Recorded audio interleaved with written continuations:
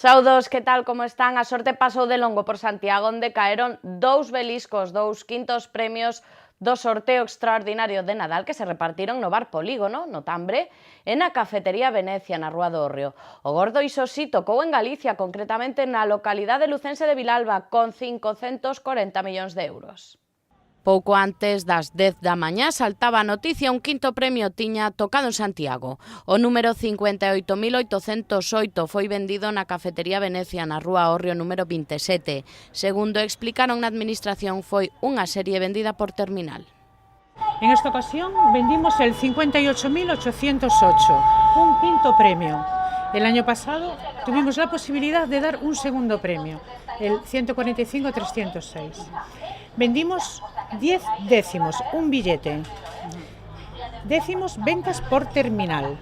El cliente cuando llega puede comprar un décimo o la cantidad que desee.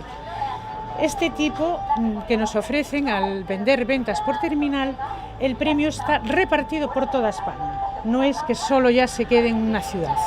Xa cando estaba a piques de rematar o sorteo extraordinario de Nadal, pasadas as 12:30 da mañá saía o último quinto premio, o 22.253, do que se repartiron 2 décimos no bar Polígono.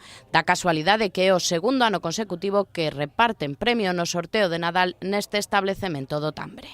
A verdade que sí, é unha alegría, porque xa co ano pasado foi a primeira vez, este ano volvemos a dar 2 quintos premios, 2 décimos. E a verdade que é unha alegría para a xente aquí do Polígono do Tambre, que é unha xente maiormente traballadora, e para nós é unha alegría. Foi de máquina outra vez, é eso, 2 décimos de máquina, colo cual para nós é unha ventaxa moi boa, porque realmente a lotería de Navidad de máquina toca, e así que ojalá que a xente se anima a comprar a de máquina, e se saque un pouco ese cliché que ten que ser sempre a do papel de toda a vida, non?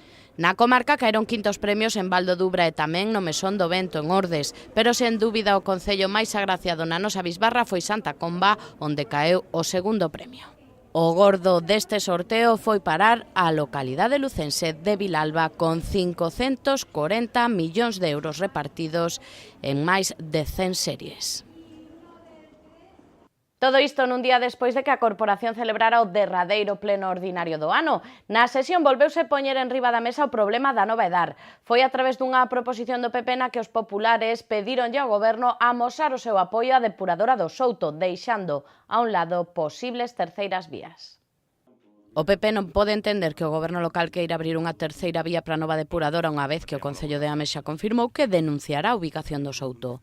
É por iso que os populares levaron ao pleno ordinario de decembro unha proposición exixíndolle ao goberno local que aclare a súa postura e defenda Edar do Souto como a única opción viable. E ese, na nosa opinión, é o camiño que hai que continuar. É por iso que presentamos esta iniciativa para que o Concello se implique na defensa do seu lexítimo dereito a dispoñer dunha depuradora totalmente imprescindible, que se implique tamén no avance do procedemento para a súa construción, que vele tamén para que a súa execución signifique a construción do mellor proxecto posible e que tamén se implique na defensa da ubicación, porque creemos sinceramente que ou temos esa ubicación ou non teremos depuradora. Dende o BNG explicaron que pese a que eles nunca se negaron a buscar unha nova ubicación, agora non é o momento, dixo o Rubén Cela, porque se perderían os fondos europeos cos que se vai financiar a infraestructura, que ascendería a 80 millóns de euros. E por iso que o voceiro do Bloque dixo non entender como Compostela Berta pensa agora nun novo emprazamento. Permítame que dubide de que se este goberno é incapaz de conseguir un acordo co Ministerio que garanta un trato, polo menos, equitativo co resto das cidades galegas, e estamos agora ante un borrador, polo menos, de convenio absolutamente abusivo, pois xa non che quero dicir eu se o que hai que negociar é que despois de perder por segunda vez a financiación europea veña o Estado ou a Xunta de Galiza a facerse cargo da depuradora de Santiago. Eso creo que non o van a ver os meus ollos. O PSOE, pola súa parte, defendeu volver ao emprazamento inicial da Silvouta e que, segundo Paco Reyes, son moitas máis as eivas do proxecto do Souto que o anterior. Porque, claro, se se estivera comenzando todos os traballos e a construción de Edar da Silvouta e aparece esa anulación dunha parte do estudo de impacto ambiental, que problema teríamos? Pero claro, é que agora non sabemos que temos un risco xurídico con respecto ao estudo de impacto ambiental no Souto. Claro, pedir que nos sumemos nesa situación, concretamente a unha ubicación determinada, cando nos levamos 2 anos, porque vostede decía, o voceiro do Partido Popular decía, é que eu non conseguín coñecer o recurso de impacto ambiental que se acaba de presentar, que leo contido. Claro, que nos levamos 2 anos pedindo no Parlamento de Galicia, pedindo no Congreso dos Deputados ter acceso ao proxecto da Edardo Souto, é imposible chegar. Dende o Goberno de Compostela Aberta culparon o resto de partidos dos continuos retrasos dun proxecto tan importante. Xanduro insistiu en pedir uns días máis de análise para ver cales poden ser as solucións, tendo en conta, dixeron, a inseguridade que provoca cada vez máis o proxecto do Souto. Se agora, como algúns nos piden, tiramos para adiante sin atender a todos estes condicionantes que ten o proxecto e dentro duns meses ou duns anos temos unha sentanza que paraliza a actuación. E se quedamos sen edar, ou cun edar a medias, ou sen fondos europeos, ou sen cartos propios do Concello. Non é ciencia ficción. Todos e todas vostedes estou seguro que coñecen o caso de Xixón, que con un 80% de obra feita paralizou unha sentencia dos tribunais, cun investimento realizado de 30 millóns de euros. E están sin os cartos e sin o servizo. A proposición dos populares foi votada por puntos e resultou aprobado aquel que se refería a instar tanto o Ministerio como a Xunta a impulsar as accións necesarias para seguir avanzando na EDAR que necesita Santiago. Tamén se acordou instar a Madrid a que no proxecto definitivo da depuradora se mellore a súa integración ambiental. E como a cada venres houbo xunta de goberno. Na reunión semanal do Executivo deuse luz verde inicial a varios estudos de detalle ben sellados o novo ARI de Vite. Relacionado aínda con rehabilitación aprobouse tamén o chamado Limiar, un catálogo de vivendas pendentes de arranxar. A Xunta de Goberno aprobou inicialmente 4 estudos de detalle doutros tantos bloques de vivendas de Vite, paso previo e necesario para incluir os edificios no programa de área de rehabilitación integral. Ademais, deuse luz verde a creación de Limiar, a listaxe municipal de propietarios de edificios implicados en actuacións para a súa rehabilitación. Por manter unha orde no que a tramitación as peticións destas axudas que se poden modular na propia comunidade de veciños ou outro tipo de vencellos a hora de poder distribuir os fondos das axudas. Sabedes que ao longo do 2018 vai haber casi 1.800.000 euros que se van a resolver nos meses de outubro e de finais de ano e, polo tanto, o Departamento de Espazos Cidadáns traballou ao longo destes meses en crear esa listaxe que vai ser un pouco o inventario que vai a servir para o reparto das mesmas. Na sesión de hoxe tamén se iniciou o procedemento de adxudicación das obras de mellora do viario entre a Barciela e Cesar por 211.000 euros. Por certo que o alcalde confirmou que os orzamentos de 2018 irán a pleno na primeira quincena de xaneiro. Achegámonos agora á Casa do Cabido, onde quedou inaugurada unha exposición que recolle a obra retrospectiva do escultor César Lombera e autor da Estatua das Marías, que está na Alameda ou a de Valle Inclán. Esta mañá quedou inaugurada na Casa do Cabido unha exposición que recolle unha retrospectiva da obra do artista César Lombera. Baixo o título Parafernalia, a mostra reúne esculturas, debuxos, cadros, máscaras, xigantes e cabezudos e ata a coca e o coco da Catedral de Santiago. En definitiva, son figuras que forman parte do imaginario da cidade, entre elas dúas destacadas, a Estatua das Marías e a de Valle Inclán, que forman parte da paisaxe da Alameda Compostela. Nas salas da Casa do Cabido tamén se pode ver a obra de Lombera con enfoque reivindicativo humorístico. A exposición permanecerá nesta sede na Praza das Praterías ata mediados de febreiro.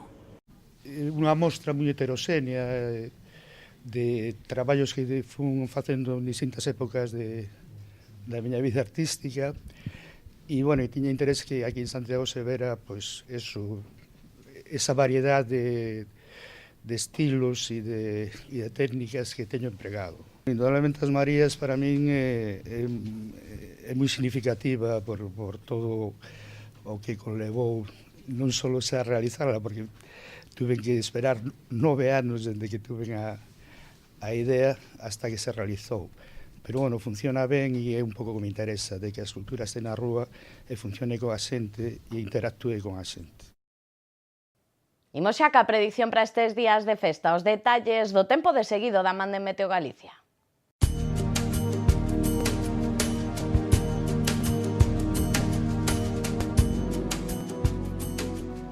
O sábado en Galicia teremos ceos pouco anubrados ou despexados en xeral con nubes baixas no norte das provincias de Lugo e da Coruña. As temperaturas quedarán sen cambios significativos e o vento soprará frouxo do nordés.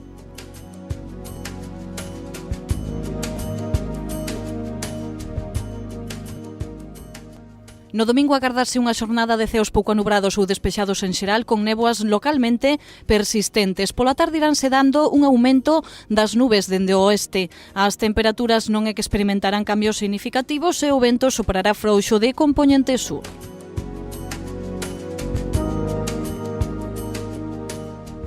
O luns deixará un progresivo aumento de nubes e precipitacións que serán máis intensas e xeneralizadas pola tarde.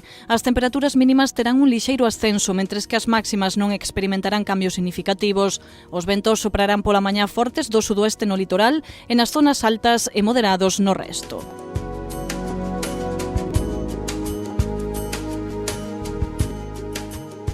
O sábado en Santiago teremos ceos con nubes e claros e temperaturas que irán dos 5 aos 14 graos. Os ventos soprarán do nordés febles. No domingo teremos ceos despexados pola mañá e con nubes altas pola tarde. As temperaturas non terán cambios e os ventos soprarán do sur febles.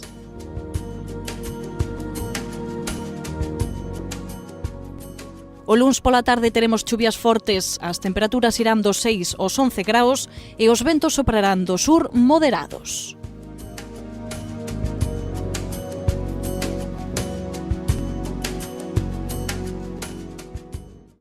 Toca botarlle unha ollada a algunhas suxestións interesantes que lles recopilamos cada día na nosa axenda cultural.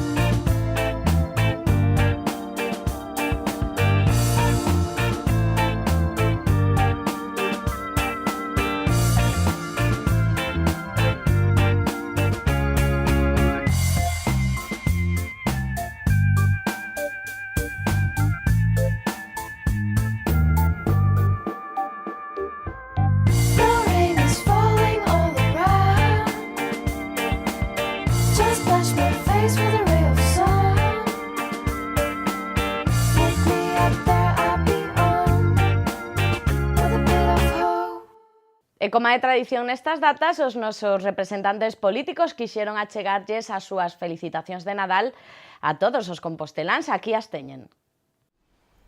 Ola, dende o Goberno de Santiago de Compostela queremos desexarvos unhas felices festas, desexar que podades pasar estas datas cos vosos seres queridos, en compaña da vosa xente, que podades descansar, desfrutar do ocio e desfrutar tamén de algunha das moitas actividades do programa de conciliación de Nadal do Concello de Santiago. E ademais, que nestas datas podades esquecervos das preocupacións do día a día e pasar unhas boas festas. Felices festas e bo Nadal. Felices festas. Ese é o primeiro desexo nestas datas de Noiteboa e de Nadal. Tempo propicio para estar cos nosos seres queridos, para estar cos nosos familiares, cos nosos amigos, para lembrar o bo que pasamos neste ano e para desexarnos unhas felices festas. Gustaríame nestas festas de Nadal transmitirvos os nosos mellores desexos do Grupo Municipal Socialista nestas festas que son unhas festas familiares, unhas festas de encontro. Transmitiros que as teñades con todo o agarimo, lembrade que hai xente que non ten a mesma sorte que temos moitos de nós, e polo tanto xente que probablemente o estea a pasar mal, porque non teñen a sorte que temos outros. Polo tanto, gustaríame desexar tamén que ninguén quede sen unha cea de Nadal, que ninguén neno ou nena quede sen un agasallo, e polo tanto que esta cidade, que é unha cidade de acollida, amose precisamente a súa solidaridade tamén especialmente nestas datas. Desexo vos que teñades o mellor dos Nadals de 2017 e 2018. Pois desde o Bloque Nacionalista Galego queremos aproveitar para desexarlle a todos os veciños e a todas as veciñas de Santiago de Compostela unhas moi boas festas, non? Oxalá que todo o mundo poida aproveitar estas datas para pasalas ca familia, cos seres queridos e desde logo para desfrutar tamén duns días de merecido descanso, non? Ata aquí o repaso pola actualidade da xornada en Santiago. Quedan agora ca entrevista do Preguntoiro con Silvia Castiñeiras, que hoxe recibe a Rafael Sánchez, xerente do Xacobeo. Nos volvemos o martes con toda a información de todo o equipo de Correo Televisión. Mandámoslles os nosos mellores desexos nestas festas. Que sexan felices e bo Nadal.